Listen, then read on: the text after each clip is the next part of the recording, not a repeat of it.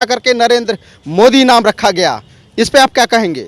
आज यही षड्यंत्र लेकर के आज भारतीय क्रिकेट बोर्ड को, पूरी टीम को किस तरह से ये लोग हैक करके रखे। आज जो मैच वानखेड़े में जो विश्व कप होना था, जो फाइनल मैच होनी थी, आज मुंबई में होने वाला जो कल का मैच था, उस मैच को ज़बरदस्ती गुजरात ले जाया गया और उसकी प्रोग्रामिंग करने के लिए, टीआरपी के लिए कि हम 2024 के मिशन को यहीं से शुरुआत करेंगे और इंडिया जीत जाएगी। लेकिन जब देश के प्रधानमंत्री जिस समय उस मैच में एंट्री करते हैं, उस समय हमारे देश के जो क्रिकेटर, हमारे धुरंधर बल्लेबाज, गेंदबाज जो खेल रहे थे, अपना हुनर दिखा रहे थे और जीतने की पूरी दुनिया आस लगाई थी, आज उस मैच को खाली केवल और केवल भारतीय जनता पार्टी राजनीतिकरण करके अगर उस मैच को गुजरात और नरेंद्र मोदी स्टेडियम ने न ले जा करके वानखेड़े मुंबई में हुआ होता तो शायद वो मैच हमारा देश जीत गया होता और हम लोग गौरवान्वित होते। लेकिन ये भारतीय जनता पार्टी और हमारे देश के प्रधानमंत्री की बहुत बड़ी चाल है और इसकी जांच होनी चाहिए। सुनने में आया कि जो इसके पहले विश्व कप हुआ था 87 में और उसमें कपिल देव विश्व विजेता बने थे, तो उनको बुलाया नहीं गया था। उसको लेकर के सारी टीमों में थोड़ा गुस्सा था कि एक बार का जो विश्व विजेता रहा हो और वो कप्तान भी रहे, कपिल देव की बात मैं कर रहा हूं, तो उनको न बुलाने की वजह से थोड़ा गुस्सा था जो हमारे जो क्रिकेटर थे। नहीं, ऐसी बात नहीं है, उस गुमराह करने की बात है। उसमें सच्चाई यह है कि अगली बार जब हमारा देश फाइनल में गया था तो हमारे देश के प्रधानमंत्री मोदी जी गए और उसको बैठे देखे और वहां हमारा देश फिर चुनाव ये अपना मैच हार गई और बुरी तरह से पूरी मैच को हारने का काम किया। तो इस बार मोदी जी को नहीं जाना चाहिए था, वो उनको देखना चाहिए, इंतजार करना चाहिए था। क्यों कि यही क्रिकेट की बात नहीं है। ये जब चंद्रयान 2 लॉन्च हो रहा था तो वहाँ ये देखने के लिए गए, चंद्रयान 2 हमारा विफल रहा, असफल रहा और नरेंद्र मोदी जी वहाँ मौके पर गए मुख्य दर्शक बन करके उस सारे ये पनौती का जो ट्रेंड चला है कल से ट्विटर पे, मैं उसका स्वागत करता हूँ।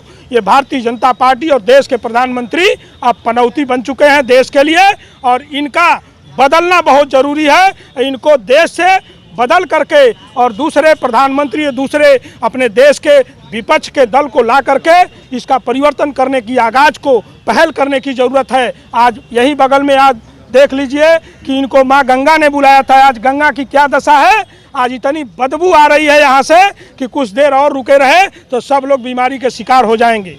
तो मिला जुला करके देश के प्रधानमंत्री जहाँ जहाँ भागीदार और हिस्सा लिए वहाँ देश को नीचा दिखाया गया और देश को बर्बाद करने की रणनीति पर ये लोग लेकर के जाने का काम कर रहे हैं।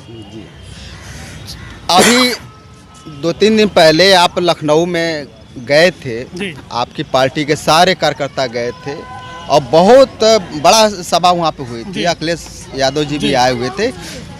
ऐसा क्या चीज़ निकल के आया जो कि 2024 को लेकर के कैसे देख रहे हैं आप? देखिए, जो पिछड़े दलित अल्पसंख्यक समाज की जो हिस्सेदारी, अधिकार, आरक्षण की लड़ाई है, जो महंगाई की लड़ाई थी, जो बेरोजगारी की बात किया गया था, जो गैस, तेल, सिलेंडर, तमाम ऐसे बड़े बड़े मुद्दे थे, जातिवार जनगणना की बात थी, आरक्षण अधिकार की बात थी, सारे मुद्दों को दबाने का काम भारतीय जनता पार्टी ने किया। और हम लोगों को लग रहा है कि जितने भी पीडीए और पिछड़े दलित अल्पसंख्यक समाज के नेता हैं, जो भी भारतीय जनता पार्टी के साथ हैं, या तो उस लड़ाई के उस मिशन को लागू करवा के आप अपनी कुर्सी पर बैठो और नहीं तो उसके हकदार आप नहीं हो, आप उससे इस्तीफा दे दो। क्योंकि ये लड़ाई, ये मिशन कहीं निजी स्वार्थ के चक्कर में दफन हो गई है और इसको आप लोगों को पहल करना होगा। और इस लड़ाई को लड़ने के लिए ये लोग अपने निजी लाभ के चक्कर में बर्बादी की तरफ देश को लेके जा रहे हैं। अखिलेश यादव से मिलने के बाद ओम प्रकाश राजभर के जो बेटे हैं अरविंद राजभर, वो आपके पार्टी से इतना जलते क्यों हैं? उलूल जुलूल बातें क्यों करते हैं? एक टेडी बियर हमारे बीच में है, ओम प्रकाश राजभर की यही हालत है। ये टेडी बियर को दिखाइए थोड़ा सा, ये ओम प्रकाश राजभर है, ये इनकी हालत यही है। ये राजनीति में खाली मनोरंजन के साधन बन के रह गए और ये सारे मुद्दों को बेचने का काम किए। एवं प्रकाश राजभर डांस कर रहे हैं, इनको मौज है, इनको अपने निजी लाभ के चक्कर में वो भारतीय जनता पार्टी ये नचवाने का काम कर रही है कि ओम प्रकाश राजभर इस तरह से डांस करेंगे और डांस कर रहे हैं।